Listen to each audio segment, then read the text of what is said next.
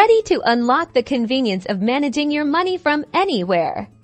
Today, we're going to break down how to sign up for a Chase bank account online, step by step. First, head over to Chase.com. You can easily find it by searching Chase Bank in your favorite search engine. Once you're there, look for the Open an Account button, usually located prominently on the homepage. Click on it, and let's get started.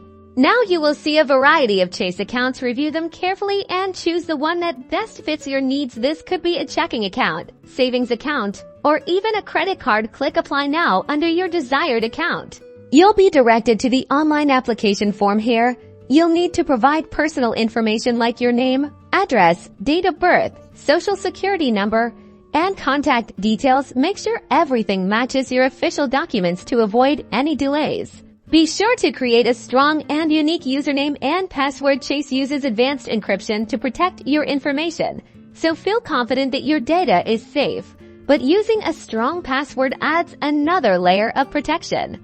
Next, you might need to verify your identity. Chase may send a verification code to your email address or phone number. Simply enter the code in the designated field to confirm you are who you say you are.